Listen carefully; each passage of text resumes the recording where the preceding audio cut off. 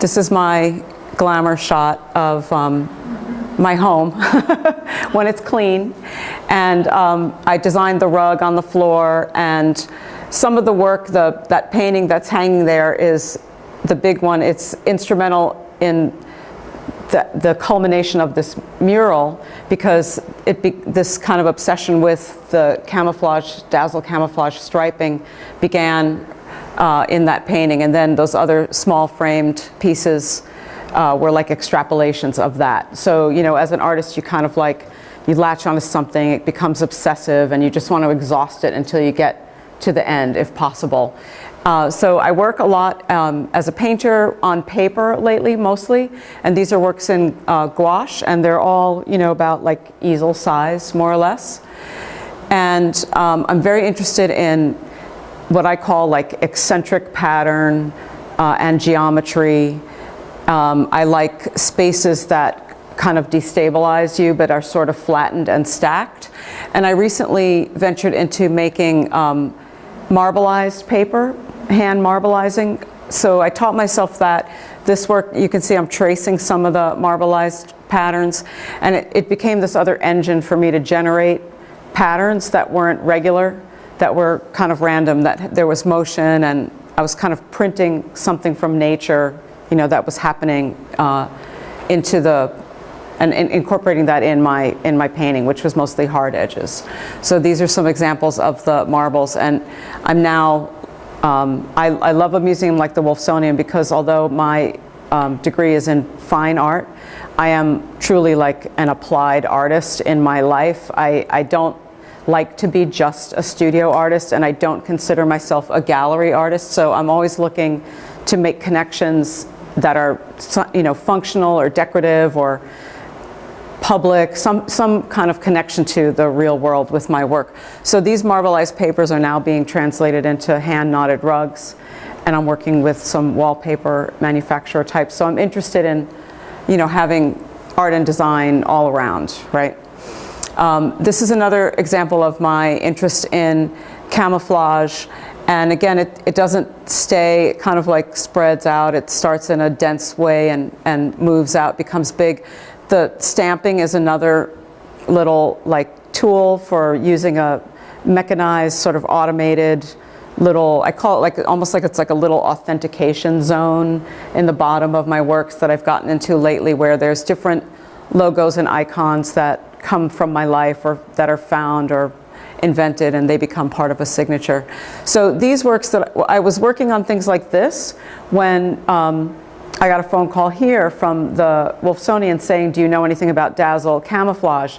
And I actually have made this a subject of research on my own, and I've read lots of interesting books by a few very cool and passionate scholars, and I'll share those with you at the end if you want to do some research on your own. And I just instinctually came up with this kind of off pink and dark gray. It's not truly black, it's like a dark gray. And you can see, so that one became a rug. And so the pink then became important, because when I was doing some research as I was preparing to do this mural, I found out that in World War II, not World War I, there was Lord Mountbatten, who used to be like a viceroy of India, and anyhow, big military dude in Great Britain. He came up with Mountbatten pink, and it's the same pink. So he had some bizarre idea that this kind of grayed out pink would disappear in a daylight, like kind of a dusk or dawn. I don't know how he thought that. You know, against a bright blue sky, I don't think it would really, you know. So the functionality of this camouflage in history was somewhat elusive. I don't know how successful it truly was, but it was a moment when people were really like, you know, ready to do anything. So this is a performance. It was an installation and a performance at Dorsch Gallery. Octavio Campos is a dance theater artist that I collaborate with a lot, and all those panels of different patterns separately were about dematerializing form, and so that you couldn't perceive a single like gestalt image of a painting. So you'd look at this setting and it would decompose into component parts, and that's a lot of the ideas behind camouflage as well. And then I translated some of that into these objects that were consumer objects, in which when they were piled against each other like sculptural material or building material, they would kind of confuse. So again, it was like you wouldn't be able to separate one. So I had a storefront that was on Flagler Street with all these other storefronts of like perfume shops and little electronics. So mine was a shop that you couldn't go in, but it resembled a real shop. So it was like a fake shop. So this idea of creating a decoy is another kind of strategy of camouflage. And then everything things come from painting, then they get made out in the world, and then they go back into painting. So it's like this endless recycling of imagery and projects. This was one of my first attempts to do a camouflage project in the environment. This was the space for Locust Projects, which is a Miami alternative space that's pretty well known at this point. This was their original space, and they said, okay, we have a mural program where you're going to do the front of the building. And then when I get there, they're like, oh, you can paint the whole building. And I was like, oh, okay, thanks. And what I wanted to do was disappear the building into the surrounding vernacular of how warehouses in the area of Wynwood were painted before it became Mural City, right? So they all had this like duotone color thing going on, and I put the signage on it that I invented. It says supermarket and social club, which I felt like that's what a gallery is, kind of supermarket, and it said beauty, party salon, which it also is, and it says temporary projects selected by committee, and there's all these invitations to like come in, check it out, and people would drive by and they say, well, what happened to Locust Projects? Because it really did sort of confuse. So that was one of my most fun projects. And then again, that imagery got turned into a rug. So I'm very interested in surfaces, walls, floors, ceilings, windows, things that are about veneers and surfaces. This was a project I did for the county Art and Public Places program. It was a new building in Hialeah for the county's GSA. And here again, I'm using pattern to like kind of play with, I'm setting up this idea of rhythm, and rhythm in pattern is, okay, pattern is visual rhythm. That's my definition, and people respond to pattern in architecture because it relates to their body. Our pulse, breath, steps. Neurologically, when you have trouble, a neurological difficulty moving through spaces, if you have a gridded floor, if you have a repeated pattern, it makes it easier for your brain to sync with your locomotion and move through that space. So I was interested in playing with that idea of pattern, but also breaking it up and making it irregular. And a cool thing of this project was the glass of the front of the building acted like a mirror. And I didn't anticipate that, but when you step in that plaza, it's like you're surrounded in this world of pattern. So it was 3,000 square feet of tile, and then in the lobby on a wall was a rug that I designed that was hand knotted. So it was a very fun project. This is on the Riverwalk downtown. It's a mosaic, glass mosaic made by Stephen Mioto Studios in New York, who's so cool. I've worked with him on a few things, and the glass is like blown glass and all these amazing colors, and then it gets chopped into little bits, and very fun. So this is it being made in the studio, and then it gets assembled like puzzle pieces on the wall, and that's a detail. This is a project that never got fully realized, but I hope someday that it would be perfect for like an airport or a family courthouse. Inspired by mosaic in an ancient Roman ruin of Hadrian's Villa, there's a work called The Unswept Floor, and it shows the leftovers of a feast, or people of the court kind of going through, and I wanted to update it with everyday things that people might drop on the floor, from coins to pencils to keys to cell phones to receipts to junk, coffee cups crumpled, and so that was the maquette. One of these days it'll get built. This is another project that I did recently for downtown city of Tampa, for crosswalks and sidewalks. And again, it's using pattern and thinking about how pedestrians would be moving through 4 city blocks and encountering different configurations of these patterns. And this was done with a colored epoxy. that it's fun. It looks like fish tank gravel in its raw state, and then it gets heated somehow through, you know, all kinds of bizarre chemical things, and laid out on the street, and then steamroll it over. And it's really fun because it felt like kind of tattooing the city, the sidewalk, and the crosswalks. This is a mural in Hollywood, and we are honored to have as one of our attendees the curator of Downtown Hollywood Mural Project, Jill Weisberg.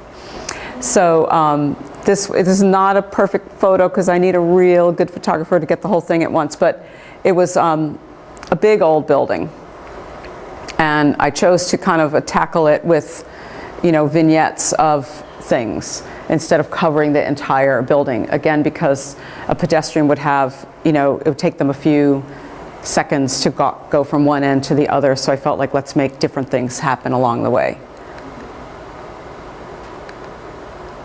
And this was where when I got really involved in the Dazzle camouflage about a year ago, this was a project for Vizcaya during Art Basel, in which I collaborated with a poet, and we did a kind of, it was like a military, the theme was futurism and 1913. So, you know, there were all these, you know, we're in a moment of centennial of that era. So we thought a lot about making her program was free school for writers. So we were going to make a school, but we were going to be like camped out, like in a military, you know, situation. And we were going to be wearing Dazzle camouflage suits. And then the backdrops and the painted fragments and the suit, and there was a book and all the other artwork. These were all installed at FIU in the Frost Museum.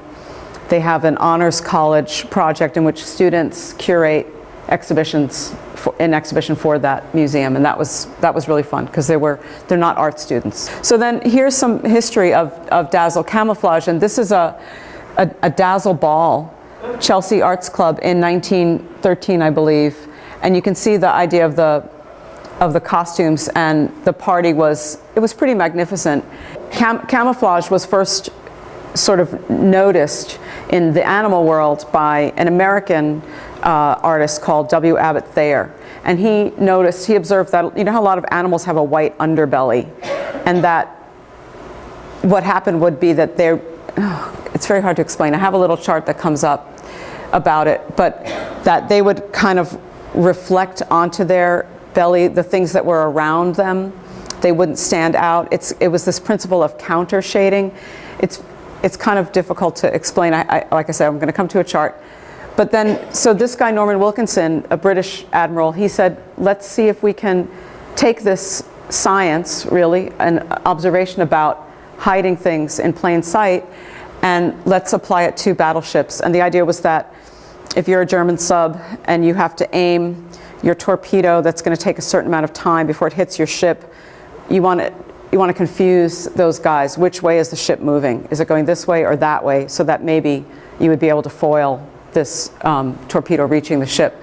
And the camouflage studios hired set designers, graphic designers, painters to come and work, and they had little model ships, and they painted them and they put them in a little box with like a kind of diorama with the sea, the water, and the sky, and tried to gauge its effectiveness at confusing German subs. And so these were these incredible, I mean, look at these things. They're so wild style. And then I also learned that it was a lot of women painted these. And I have some other photos, I'm not sure they're in the slideshow, of women working on these paintings. So I thought that was really cool. So this is a picture of the shop where they're working on the little models. There's the idea of blending in, right? Which is kind of this, where the thing sort of disappears into the background, and they call that crypsis. So that's a one term. Then dissimulating, where something resembles something else, is called mimesis. And then the dazzle is like a high contrast disruptive coloration. So it's not meant to blend or resemble anything else, but to be confusing. And then this counter shading, or Thayer's law. Okay, so when a light shines from above, the belly won't shadow or darken so that it doesn't appear to be a solid or rounded form. It appears to flatten. That's what it is. And that the animal becomes another like flat pattern and doesn't appear to be this rounded object. The counter-shaded animal appears flat and hidden in the landscape instead of like a light being on top and then the shadow underneath showing a darkened thing. Like if you're out in the woods and you're seeing that happen, you see that shadow and you're sensing that it's this round form. But if the animal's underbelly is white, then anyhow, I thought it was really, I mean, imagine like noticing that, you know, for the first time. So the camouflet is a French term which means to blow smoke in someone's face. So think about like, you know, trying to, you know, smoke and mirrors, trying to distract, confuse, make it difficult to see. And I love this, all these ideas that it brings up for me is about, you know, counterfeits and decoys and fakes and ersatz things, like substitute things that are like a stage set or fakery. You know, I love all that. And so I put together a few slides of some other artists that have worked in these veins. This woman, Stephanie Sijuko, she's out, I think, in the West Coast in Oregon yeah, I think in Oregon. And she's done so much work with this idea of, these ones I picked because they related to Dazzle, but just this idea of logos and branding and counterfeit. So if you think about like consumer culture today, how we're obsessed with branding and authenticating things based on this brand, and the idea of a brand means it shuts down your judgment and your appreciation of the object in any other way except for identification with that brand and wanting to acquire that brand. So she's done a lot of work with, she had this whole workshop where people were crocheting fake designer bags. I mean, it's interesting to look her up. So because of the centennial of World War I, there's a lot of things in England going on this year. And there were 2 of these ships painted on the Thames. And this is by Tobias Rehberger, who is a German artist who has another project here in Miami Beach down at South Point Park, if you're interested to look him up. And he's done a bunch of things with Dazzle, such as this bar in a hotel in New York, which the name is escaping me right now. But this is a Dutch artist who, I just love this car. And I think this is an early work of an artist trying to, you know, apply Dazzle camouflage to everyday things. Okay, this guy, all my students, when I showed him, they just love him. Liu Bolin, a Chinese guy, he's in there, painted to blend in to the background of all of this crazy stuff. You can kind of see his feet there. That's the best way to see him. But that, I mean, that's pretty intense, right? And apparently, you know, so like, you know, kids, like sometimes I'm working with teenagers or college kids, they always know him because I guess he's big on, you know, right? Yeah, yeah, he's viral. He's viral. But what I was sharing today is that the image, someone posted an image of this mural here during Art Basel, and I wasn't on Instagram at the time. Are any of you on Instagram here? Okay, so, all right, I didn't even know what it was until like a month ago. 5,000 likes of that mural in December. So, you know, people respond to this idea of Dazzle camouflage. This is an artist who is in New York. I forget where she's from, but I totally love this idea of this is kind of like my Locust Projects mural type of camouflage, where you kind of visually analyze the components of the surroundings, and then you extrapolate some kind of pictorial language that would blend in. And I think her work is just brilliant, and that it's fashion, I think, is great. And she calls it disruptive ad pattern. That's cool, right?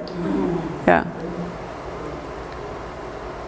So this is just, I'll leave this up for a little while in case you want to do any research. Bobolinkbooks.com is a publishing imprimatur by Roy Behrens, who is a professor, I believe, in Wisconsin. And he's written 3 or 4 books about camouflage, the history. You read his books and he'll annotate in the margins just thousands of fascinating anecdotes from psychology, art, quotes of poets, writers, politicians that link this interest in camouflage to, you know, they bring it all together so that it has all these applications and thought out in the world. And then camopedia.blogspot is his also. The biggest collection of Dazzle of artworks, like those boats that I showed you with the schematics for Dazzle, is at RISD. So that's the Dazzle RISD, Rhode Island School of Design one. 1418now.org is the thing that's going on now in London, and there's a lot of different artist projects and social projects about it. DPM-Studio is, I think, one of the most fascinating. It's a guy in England, his name is Hardy Bleckman, and he published this Gigunda encyclopedia of disruptive pattern material, which is what the Brits called their camouflage. And it has the most complete collection of like instances of camouflage in plant world, animal world, very early writings and illustrations of camouflage and how it works in the Americas, in Europe, all over the world, actual camouflage patterns that are used by the military. And what his whole thing is, he's a manufacturer of like urban wear. You know, he does like sweatshirts, cargo pants, you know, very cool, very, you know, contemporary stuff.